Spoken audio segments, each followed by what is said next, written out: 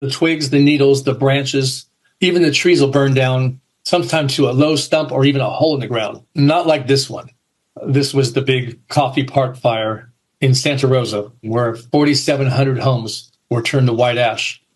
And look at the trees. Why aren't they missing along with the houses?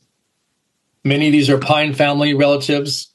Eucalyptus against that road there, or whatever that is, against the road. Those are eucalyptus back there, the round ones. Those are so flammable, a cigarette lighter in your hand can light those on fire. A green leaf, light them right on fire.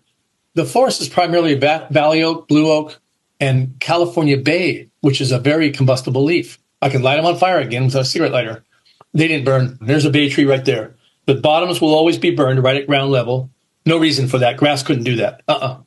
You don't take a lot of flames to do that. No, they're being cooked right where they're at. This was an entire bay forest, and I couldn't find one leaf burned. And somehow the leaves turn black. You notice the bottoms of these little suckers here, they're black. Almost every tree here is a bay. They didn't burn, but the ground did. It's only a grass fire here. You can tell this was just grass, and it might have even been kept up. I don't see one burned tree. There's ponderosa pine, black oak, white oak. Well, there's a deodar cedar to the left there a little bit. That's pine family from the Himalayas.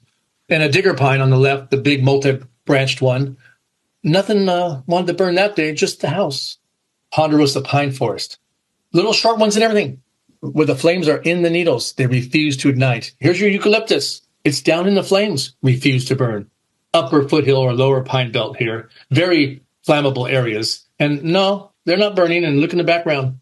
Chunks of metal everywhere. The two fire captains told me in their combined 60 years, they've never, ever seen a window melt out. Incidentally, every fire I've been to, all these 120 trips, not one window has been intact. Every single one has melted out. No exceptions. There's your aluminum. What's melting it this far away? Well, what's keeping it flowing? These things will flow 20 or 30 feet from a car when there's nothing on the ground to keep them melting. That's a high temperature, but they keep flowing right across the dirt. Here's a fence line. They all look like this. Burn at the nails, burn at the ground. The only place they burn is at the ground and wherever the metals were. What fire does that? A normal fire would burn the post from the bottom up, not skip spots. No, they favor the metals, of course. This is a tall post, perhaps 5 or 6 feet high, and way up high, eye level, just the nail area burned. Here's this board. What really burned? The nails on that board. This little guardrail is a park guardrail, and actually it's all wood. There's no metal here. The cross member, the long ones, and the post are all wood. And each one was burned like this, where the screws were. Many trees are cooking from the inside out. They're burned on the inside, and there's no hole to get a flame in there. This thing was about 4 feet in diameter in a spring, burned from the inside out, and not one leaf burned. When you look at the cuts, this is very important. These are 90% dead.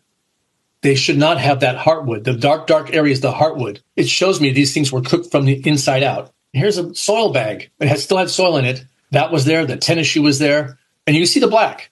There's black everywhere. A cushion for your chair. I see this chainsaw in the back of this pickup truck. The window melted out at 2,500 degrees. All the tires burned completely, leaving the slinky-like steel belts. That plastic should be gone completely, down to the metals. Didn't happen.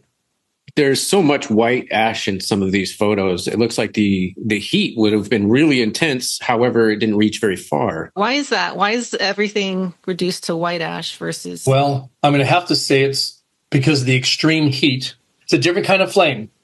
To me, these are microwave-based flames.